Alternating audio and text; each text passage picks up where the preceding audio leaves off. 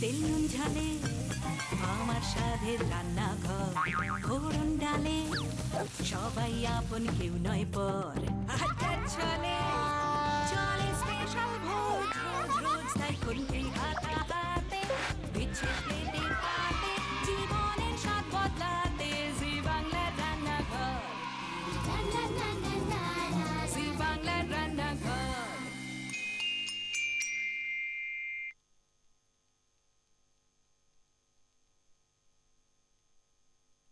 রূপালী শস্য, গঙ্গার ইলিশ নাকি পদ্মার?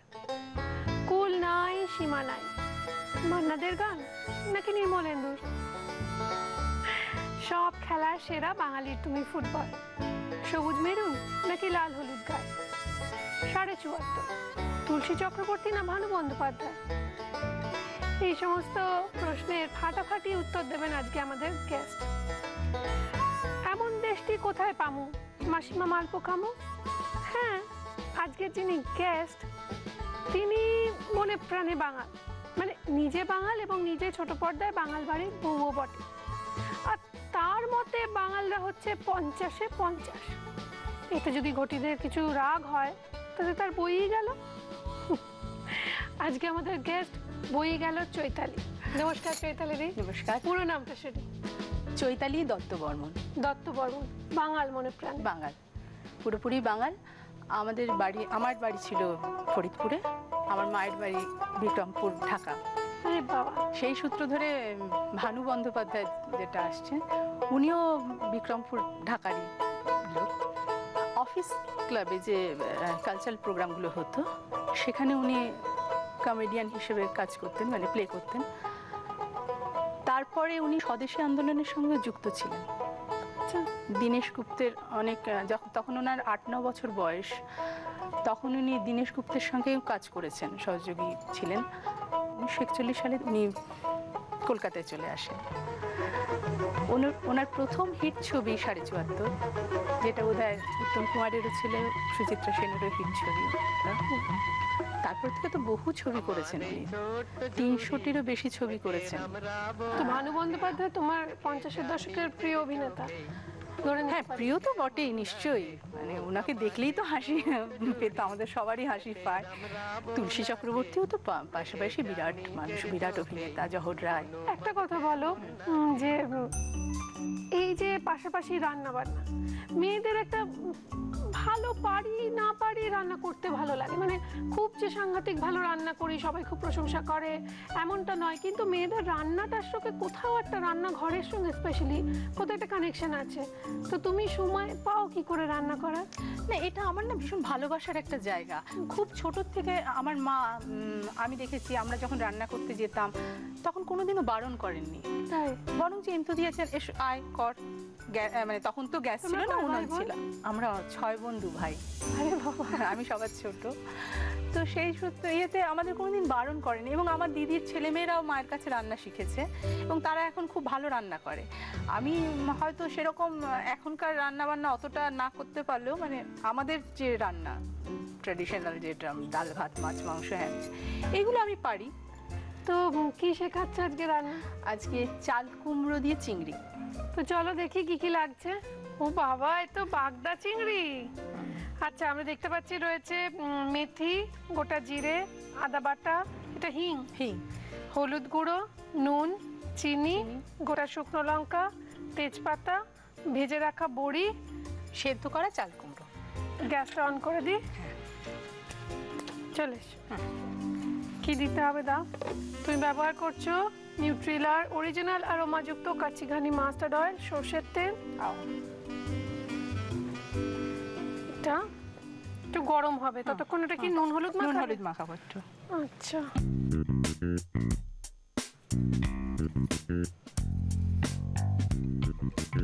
বাহ। তোমার জন্মদিন কবে? 30শে মার্চ। 30শে মার্চ।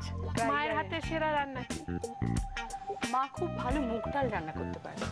নিরামিষ? নিরামিষ। কারণ আমাদের বাড়িতে আমার খুব ছোটবেলা, মানে আমার যখন 1 বছর বয়স তখন বাবা মারা যান। তো মাকে ওই বিধি নিয়ম মেনে আর কি নিষেধ ছিল মাছ মাংস পেঁয়াজ রসুন খাওয়া, সেই থেকে আজ অব্দি মা খান না। তো ওটার জন্য রান্নাটা একটু কমই হতো কিন্তু নিরামিষটাই মা বেশি করতেন আর কি। আচ্ছা, এবার দিয়ে দিই। হ্যাঁ। এই রান্নাটা কার থেকে শিখেছো? এটা মায়েরই, সবই মায়ের থেকে শেখা, কারণ মা তো এমনি করতেন। তোমার যদি বাইরে খেতে যেতে হয় তো তুমি কাকে নিয়ে যাবে? বাইরে যেতে আমাদের বন্ধু বান্ধবরা মিলে বেশি যায়।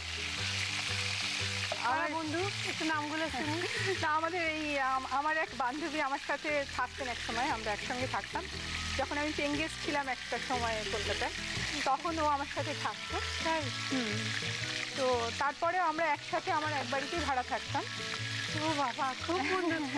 তারপরে আমার আরেকজন যে হয়েছে সে হচ্ছে আমার এই নামগুলো বলো। তার নাম সুপ্তি নায়, আচ্ছা, সে ইঞ্জিনিয়ার। আর আরেকজন যে হয়েছে সে হচ্ছে আমাদের বই গেলে যে আমার যা করে সুচিস্মিতা। ও আমার বন্ধু কাম বোন সব কিছু। আচ্ছা, বাহ, জাস্ট হালকা নেড়ে চেড়ে তুলে নাও।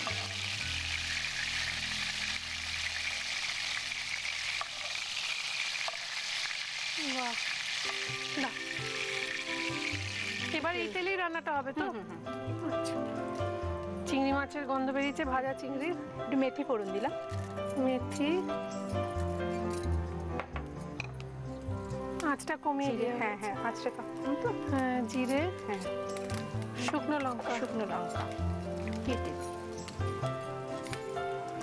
তাহলে বয়ে গেলে তো রান্না বান্না খুব হয় দেখি। খুব হয়, সবসময় আমরা রান্নাঘরেই দেখতে পাবে আমাদেরকে। একটু হিং দিই। বাহ, এবার তেজপাতা কেটে দিই, কেটেই দিই। ফোড়নটা দেওয়া হয়ে গেলে এবারে ওই সেদ্ধ করা চাল কুমড়োটা দিয়ে দাও। কারণ আমাদের ঘড়ি কাটা বলছে, আমাদের একটা ব্রেক নিতে হবে, যদি তোমার অনুমতি থাকে। নিশ্চয়ই। Thank you. বানাচ্ছি চাল কুমড়ো চিংড়ি। তো চাল কুমড়ো চিংড়ি বানাচ্ছি, শুধু তাই না, তার সঙ্গে বানাবো চিংড়ির পোলাও। কিন্তু আগে চাল কুমড়ো চিংড়িটা তো কমপ্লিট করতে হবে। তো দেখে নিই এখন অবধি আমরা কত দূর এগিয়েছি।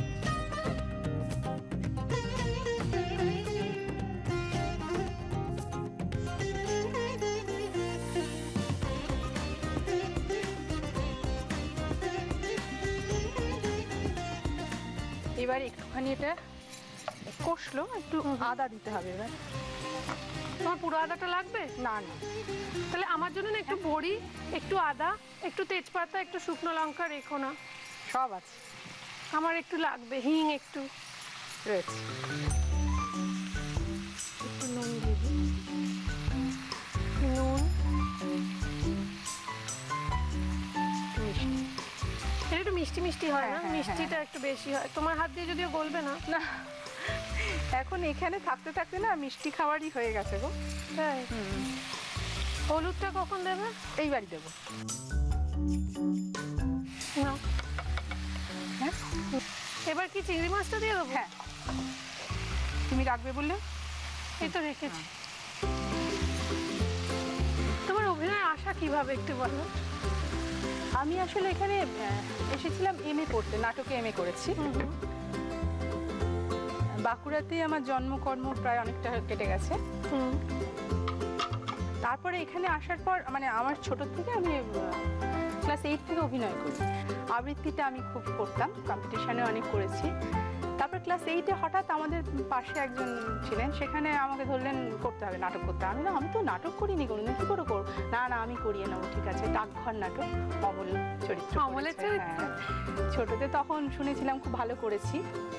তারপর থেকে মনে একটা হয় না ইচ্ছে, ওখানকারই গ্রুপে আমি করতাম বিভিন্ন জায়গায়। তারপর থেকে যেন কেমন মনের মধ্যে ওই একটা কিছু করবো আর কি, কিছু করবো। তো অত দূর থেকে তো এখানে এসে করা সম্ভব ছিল না।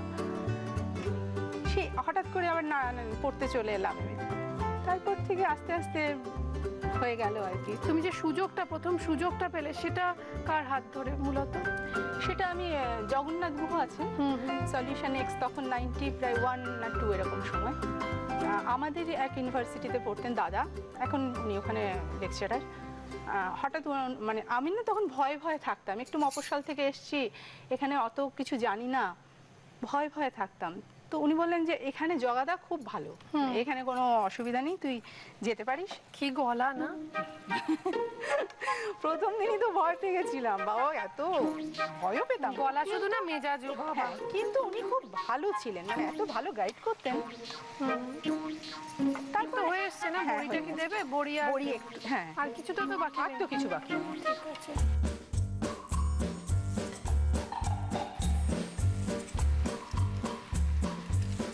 একটু ভেঙে কয়েকটা দিয়ে গোটা, হ্যাঁ, একটা গোটা মুখে পড়বে। হ্যাঁ, সেটা সার্ভ করে দে। এটা চাইলে কেউ একটু ঘিও দিতে পারে, হ্যাঁ সেটাও দিতে পারে, মন্দ হবে না।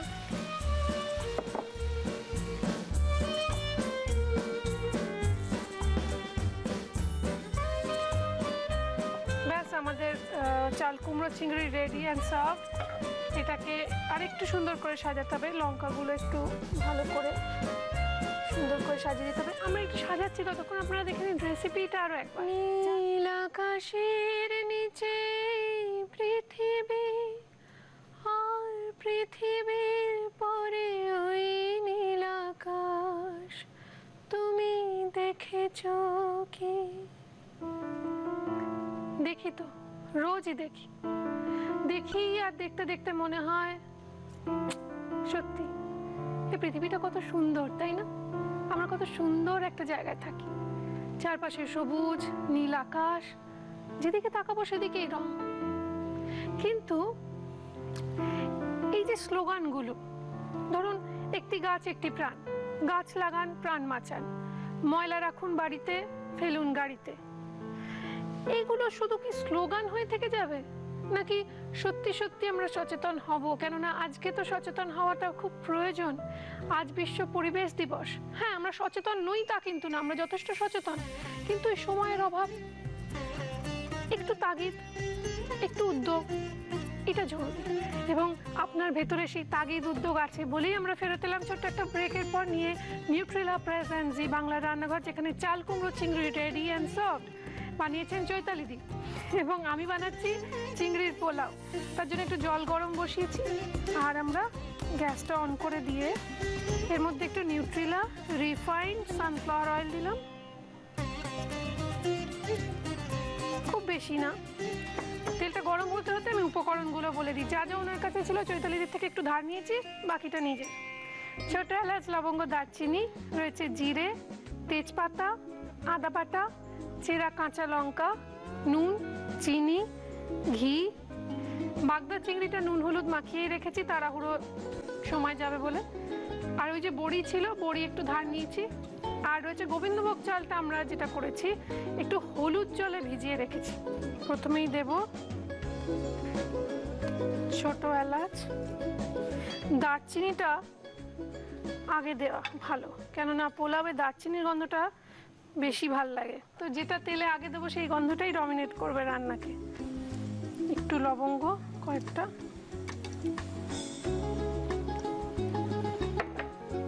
দুটো তিনটে ছোট এলাচ দেওয়ার পরই দেবো একটু তেজপাতা,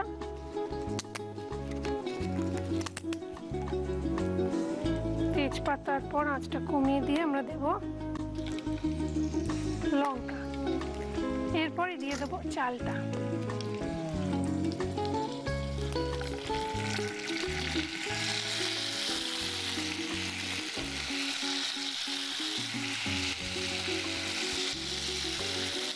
এবার চিংড়ি মাছগুলো দিয়ে দেবো। চালটা আর চিংড়ি মাছটা একসাথে ভাজা ভাজা হবে। আমরা এর মধ্যে একটু দেব আদা বাটা, একটু জিরে, জিরেটা একদম সামান্য।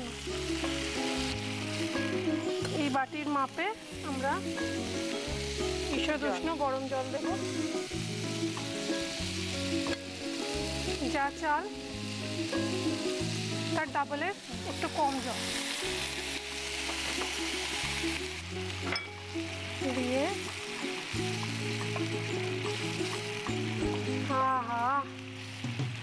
এবার একটু নুন মিষ্টি দেব।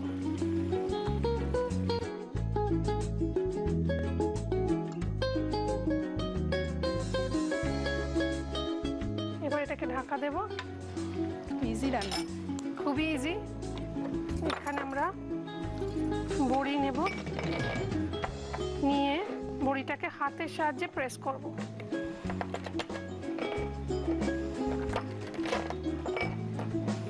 বড়িগুলো ভাঙছি, ততক্ষণ আপনারা দেখে নিন নিউট্রেলার আজকের টিপ। চাল কুমড়ো খেলে পরিশ্রম করার ক্ষমতা বাড়ে। চাল কুমড়ো একটানা পেটের অসুখে খুবই কার্যকরী। ডায়াবেটিসে সপ্তাহে 2 দিন যদি চাল কুমড়োর রস খাওয়া যায় তাহলে খুবই ভালো ফল দেয়। এবার আমাদের চিংড়ির পোলাও রেডি, দেখে নিন। এইভাবে এটাকে আমরা সার্ভ করতে পারি, কিন্তু না, আমরা এটা একটু ঢাকা দিলাম। এটাকে আরেকটু বেটার করার জন্য আমরা গ্যাস অন করলাম, তার মধ্যে একটু ঘি গরম করতে দেব।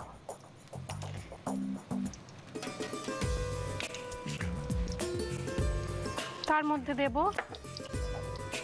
বেশ খানিকটা পেঁয়াজ কুচি।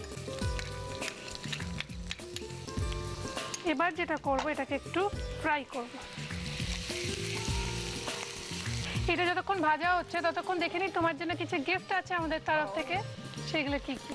নিউট্রিলার পক্ষ থেকে থাকছে হাই প্রোটিন সোয়া চাংসের একটি গিফট হ্যাম্পার, থাকছে নিউট্রিলার পক্ষ থেকে রিফাইন্ড সয়াবিন এবং সানফ্লাওয়ার অয়েলের গিফট হ্যাম্পার, রয়েছে এক্সট্রা স্ট্রং নিউট্রিলা কাচ্চি ঘানি মাস্টার্ড অয়েলের 1 লিটার এবং 5 লিটারের পেট জার, আর রয়েছে দাগের জোম মার্বো কেয়ারের পক্ষ থেকে একটি গিফট হ্যাম্পার, কেকসের পক্ষ থেকে একটি সুন্দর কেক, কৃষ্ণচন্দ্র দত্ত কুকমি প্রাইভেট লিমিটেডের ডাটা গুঁড়ো মশলার পক্ষ থেকে আপনার রান্নাঘরের জন্য রয়েছে 6 মাসের গুঁড়ো মশলার গিফট হ্যাম্পার, এবং রয়েছে মটন ব্র্যান্ড পিওর ঘির তরফ থেকে একটি লোভনীয় গিফট হ্যাম্পার, রয়েছে কৃষ্ণনগর নদিয়ার শাড়ির পীঠস্থান ঢাকেশ্বরী বস্ত্রালয়ের তরফ থেকে একটি সুন্দর শাড়ি। এবার দেখো এটা ভাজা ভাজা হয়ে এসছে। এর মধ্যে দেব আমরা আবারও একটু দারচিনি, একটা কাঁচা লঙ্কা, এর মধ্যে এবার ঢাকনাটা খুলি। হয়ে গেছে। খুলে নিয়ে গুঁড়িয়ে রাখা বড়ি এর মধ্যে দিলাম, খানিকটা আমরা সাজিয়ে দেব। আর এইটা হচ্ছে মেন, এটাকে আমরা এর ওপর ঢেলে দেব, নিয়ে এটা মিক্স করে নেব।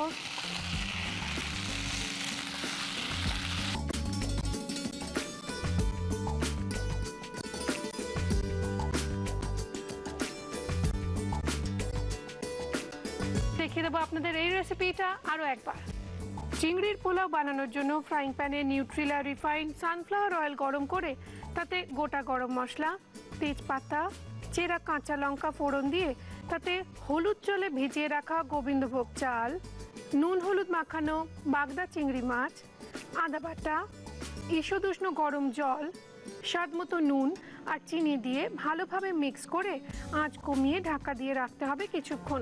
এবার চাল সেদ্ধ হলে ওপর থেকে ভেজে গুঁড়ো করা বিউলির ডালের বড়ি ছড়িয়ে তার মধ্যে ঘিয়ে ভেজে রাখা পেঁয়াজ কুচি, দারচিনি আর কাঁচা লঙ্কা দিয়ে ভালো করে মিক্স করে গরম গরম সার্ভ করুন চিংড়ির পোলাও। আমাদের আজকের রান্না যদি আপনাদের ভালো লেগে থাকে তাহলে আপনার মোবাইলের রাইট মেসেজ অপশনে যান, গিয়ে ক্লিক করুন, সেখানে RG কথাটা লিখে স্পেস দিয়ে CHAITALI চৈতালি CHAITALI চৈতালি কথাটা লিখে স্পেস দিয়ে আপনার নাম আর লোকেশন টাইপ করে পাঠিয়ে দিন 57575 এই নাম্বারে। কেননা যারা ভোট করবেন তাদের মধ্যে থেকে সর্বাধিক ভোটদাতা যারা হবেন তাদের মধ্যে থেকে একজনের নাম প্রতিদিন কম্পিউটার র্যান্ডমলি সিলেক্ট করবে। তার মানে 50-এ 50 ফাটাফাটি 50-এ টোটাল 50 জন সিলেক্টেড হবেন আপনাদের মধ্যে থেকেই, যারা চলে আসবেন আড্ডা ছলে রান্নার ঘরের অডিশনে সরাসরি। সেখানে এসে যারা সিলেক্টেড হয়ে এখানে আড্ডা চলে রান্না শেয়ার করতে আসবেন, ক্যামেরার সামনে আসবেন, তাদের প্রত্যেকের জন্য থাকছে 6 মাসের মাসকাবারি বাজার, তার সঙ্গে সঙ্গে দিদি নাম্বার 1-এর অডিশনে ডাইরেক্ট এন্ট্রি। এবার আর পারা যাচ্ছে না, এত ভালো গন্ধ বেরিয়েছে। একে চাল কুমড়ো, তার মধ্যে আবার পোলাওটা আমি তো না খেয়ে পাচ্ছি না। ভীষণ ভালো গন্ধ বেরিয়েছে। আগে পোলাওটা খাই।